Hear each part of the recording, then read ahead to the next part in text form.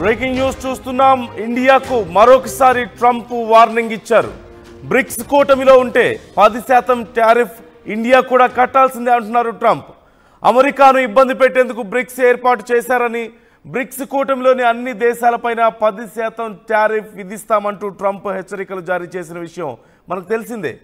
Dollar విలువను దిగజార్చేందుకు bricks ప్రయత్నిస్తోందని, మరొక కరెన్సీని డాలర్ ప్లేస్లోకి తెచ్చేందుకు బ్రిక్స్ ప్రయత్నాలు చేస్తోందంటూ ట్రంప్ ఆరోపిస్తున్నారు. కానీ ఆ ప్రయత్నాన్ని సక్సెస్ కానివ్వనంటున్నారు.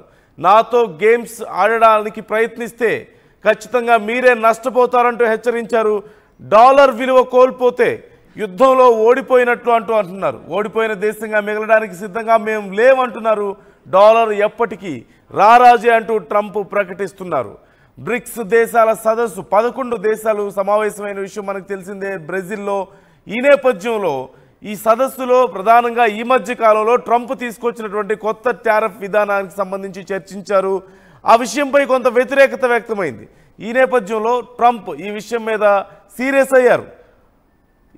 ఈ బ్రిక్స్ దేశాలు ఏవైతే ఉన్నాయో 11 దేశాలకు సంబంధించి ఎక్స్ట్రా టారిఫ్, ఇప్పుడు పెంచినటువంటి టారిఫ్లకి మళ్ళీ ఇంకో అదనంగా 10% టారిఫ్ నేను విధిస్తాను అంటూ ట్రంప్ హెచ్చరికలు జారీ చేశారు. ఒకవేళ భారత్ కూడా ఈ బ్రిక్స్ దేశాల్లో ఉంది కాబట్టి భారత్ కూడా ఖచ్చితంగా చెల్లించాల్సిందే ఎక్స్ట్రా % టారిఫ్ అంటూ ఆయన చెప్పినట్లుగా తెలుస్తుంది. భారత్ నాకు మంచి మిత్రదేశం అంటూ ఈ మధ్య పెంచినటువంటి ఎక్స్ట్రా టారిఫ్ల విషయంలో కూడా చర్చించడానికి సిద్ధం అంటూనే ఓవైపు, మరోవైపు ఈ 10% కంపల్సరీగా భారత్ కూడా చెల్లించాల్సి వస్తుంది అందులో మెంబర్గా ఉంటే అంటూ ట్రంప్ హెచ్చరించడాన్ని ఎలా చూడాలి అనేది ఇక్కడ ఒక పెద్ద ప్రశ్న వస్తుంది. అంటే ట్రంప్ ఏమైనా ఎక్స్పెక్ట్ చేస్తున్నారా భారత్ బ్రిక్స్ నుంచి బయటికి రావాలని? భారత్కి సొంతగా నిర్ణయాలు తీసుకునే అవకాశం లేదని చెప్తున్నారా? తమకు మిత్రదేశంగా ఉండాలంటే తాము చెప్పిందే వినాలని ట్రంప్ చెప్తున్నారా? అలాగే డాలర్ విలువకు సంబంధించి కూడా ట్రంప్ కీలక వ్యాఖ్యలు చేస్తున్నారు. డాలర్ విలువ తగ్గుతూ వస్తుంది. ప్రపంచవ్యాప్తంగా డాలర్కు ఉన్నటువంటి బలం సహజంగా తగ్గడాన్ని ఈ మధ్యకాలంలో మనం చూస్తూనే ఉన్నాం. విశ్లేషకులు కూడా ఇదే అభిప్రాయాన్ని వ్యక్తం చేస్తున్నారు.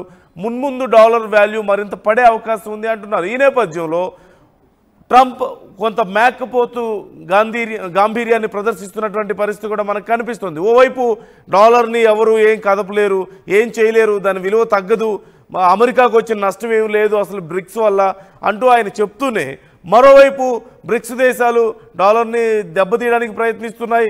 ఒకవేళ అలాంటివి చేస్తే మాకు నష్టం జరుగుతుంది, మేము దానికి ఒప్పుకోము, ఎక్స్ట్రా 10% టారిఫ్ వేస్తాం, బ్రిక్స్ దేశాల మీద మేము చర్యలు తీసుకుంటాం, కుట్రపూరితంగా వ్యవహరిస్తున్నారని కూడా చెప్తున్నారు. అంటే ఇక్కడ 2 నాలుకల ధోరణి. ప్రతి విషయంలో కూడా ట్రంప్ వైఖరి మనకు కనిపిస్తూనే ఉంది. ఏ విషయంలో అయినా సరే ఏది ఆయనకంటూ ఒక పర్టికులర్గా క్లారిటీ ఉండదు. ఇక్కడ మరొకసారి కనిపిస్తుంది. ఓవైపు మమ్మల్ని ఏం చేయలేరు అంటూనే ఇంకోవైపు మీ వల్ల మాకు నష్టం జరిగే అవకాశం ఉంది, మా మీద కుట్ర చేస్తున్నాయి బ్రిక్స్ దేశాలన్నీ కూడా మీ మీద ఎక్స్ట్రా మళ్ళీ. President, you will never lose the standard. If you have a stupid president like the last one, you would lose the standard. You wouldn't have the dollar as you. And if we lost the world standard dollar, that would be like losing a war, a major world war. We would not be the same country any longer. We're not going to let that happen. The dollar, you ever hear the expression, dollar is king? The dollar is king. We're going to keep it that way, okay? And I'm just saying, if people want to challenge it, they can, but they're going to have to pay a big price. And I don't think any...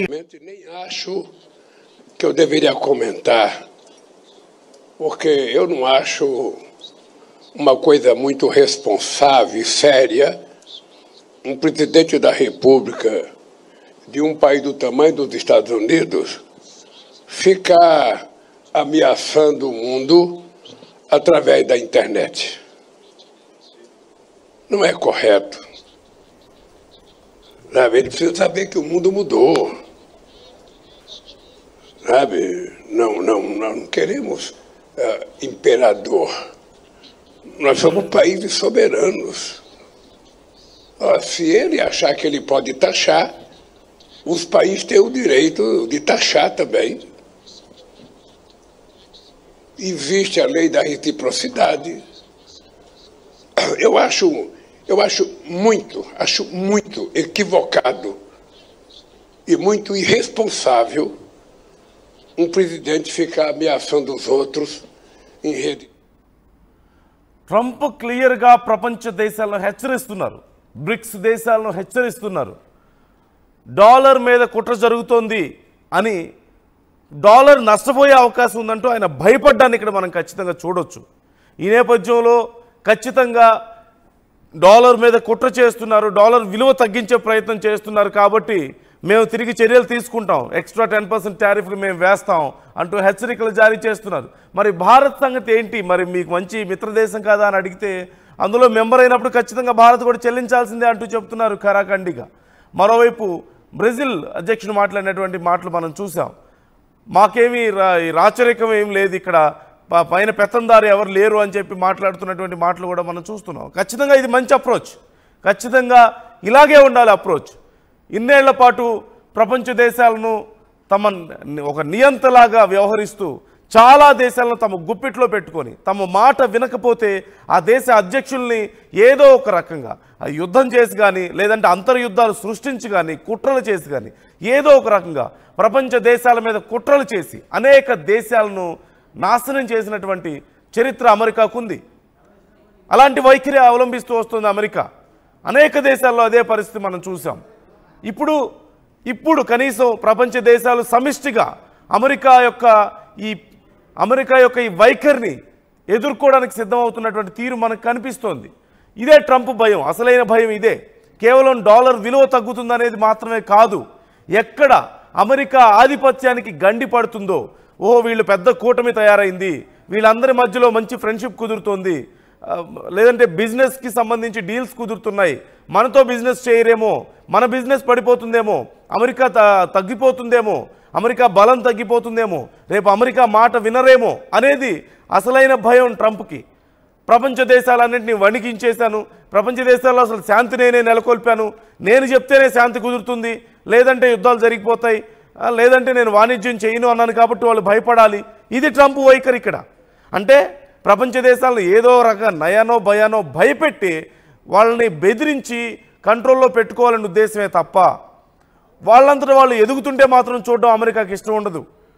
so ఇలాంటి వైఖరికి వ్యతిరేకంగా ప్రపంచ దేశాలు సమిష్టిగా ముందుకు వెళ్తుంటే Trump ఇక్కడ మేకపోతు గాంభీర్యాన్ని ప్రదర్శిస్తున్నారు. ఇది ధైర్యం కాదు ట్రంప్ది, ఇది భయం. ఖచ్చితంగా బ్రిక్స్ దేశాలను చూసి ట్రంప్ భయపడుతున్నారు.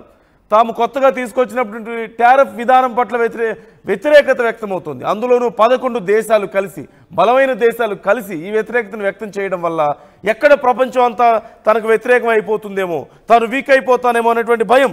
ఈ 11 దేశాలే సుమారుగా 40% జీడిపి కలిగి ఉన్నాయి ప్రపంచం మొత్తం మీద, 40% జీడిపి. మరోవైపు 50% పాపులేషన్ కలిగి ఉన్నటువంటి దేశాలు. అంటే ఖచ్చితంగా సమిష్టిగా ఈ 11 దేశాలు ఉంటే మరిన్ని దేశాలు బ్రిక్స్లోకి రావడానికి అవకాశం కనిపిస్తోంది, అట్రాక్ట్ అయ్యే అవకాశం కనిపిస్తోంది. దానివల్ల ఎక్కడ తమ ఆధిపత్యం పోతుంది అనేటువంటి భయం ట్రంప్లో, అమెరికాలో క్లియర్గా కనిపిస్తోంది.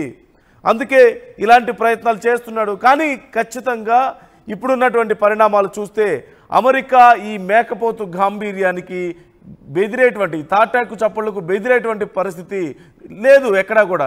సిరియానే బెదరడం లేదు అమెరికాకి, ఇండియా బెదురుతుందా? సిరియానే బెదరడం లేదు అమెరికాకి, బ్రెజిల్ బెదురుతుందా? చైనా బెదురుతుందా? రష్యా బెదురుతుందా? దక్షిణాఫ్రికా బెదురుతుందా? బ్రిక్స్లో ఉన్న 11 దేశాలు ఎందుకు బెదురుతాయి? సిరియా లాంటి దేశమే అవసరమైతే తిరిగి అమెరికా స్థావరాలను ధ్వంసం చేయడానికి సిద్ధమైంది మొన్న యుద్ధం జరిగినప్పుడు. ఇరాన్ లాంటి దేశాలే ఇప్పుడు మొన్న యుద్ధంలో చూసాం మనం పరిస్థితి, సిరియాలో పరిస్థితి చూసాం. ఇప్పుడు ఒకప్పుడు సిరియా ఎంత నష్టపోయిందో చూసాం అమెరికా వల్ల. మరో ప్రపంచ దేశాలకు అర్థమవుతోంది గడాఫీని ఏం చేశారో మనం చూసాం, ఇరాక్ని ఏం చేశారో మనం చూసాం. ఆ దేశాలన్నీ కూడా అంత గందరగోళ పరిస్థితిలో ఉన్న విషయం మనకు తెలిసిందే. మొన్న జరిగినటువంటి ఇరాన్ ఎంత ధైర్యాన్ని చూపించిందో చూసాం. ఇరాన్ మీద వెళ్ళి అమెరికా దాడి చేస్తే మేము తిరిగి దాడి చేస్తామన్నది అమెరికా స్థావరాల మీద దాడి చేసింది ఇరాన్. అలాంటిది ఇండియా బెదురుతుందా? నిజంగా అమెరికాకి, మిత్రులకి, మిత్ర దేశాలకి గౌరవం ఇవ్వడం అనేది భారతదేశానికి ఉన్నటువంటి లక్షణం, భారతీయులకు ఉన్నటువంటి లక్షణం. అది మంచితనమే కానీ చేతగానితనం కాదు. అది అమెరికా చాలా తక్కువగా చూస్తుంది. అమెరికా అర్థం చేసుకోలేకపోతుంది ఆ మంచితనాన్ని. రైట్, ఈ నేపథ్యంలోనే బెదిరించే ప్రయత్నం, ఇతర దేశాలను బెదిరించినట్లుగా భారతదేశాన్ని కూడా బెదిరించే ప్రయత్నం చేస్తుంది. ఖచ్చితంగా భారత్ ఎంత బలమైన దేశం అమెరికాకు తెలియంది కాదు. ఈ మేకపోతు గాంభీర్యం పనికిరాదు. రైట్, ఒకసారి నా కొలీగ్ సచిన్ కూడా మనతో జాయిన్ అవుతున్నారు. సచిన్తో ఒకసారి మాట్లాడదాం. సచిన్, ఖచ్చితంగా ట్రంప్ హెచ్చరికలు జారీ చేస్తున్నారు, వార్నింగ్ ఇస్తున్నారు బ్రిక్స్ దేశాలకు. మేము ఎక్స్ట్రా ఇప్పుడు కొత్తగా తీసుకొచ్చిన టారిఫ్లకు ఇంకా ఎక్స్ట్రా 10% నేను వేస్తాను, డాలర్ని మీరు తగ్గించే ప్రయత్నం చేస్తున్నారు అంటూ. ఓ వైపు ఏమో మాకేమో నష్టం లేదంటారు, ఇంకో వైపు ఏమో డాలర్ వాల్యూ తగ్గించే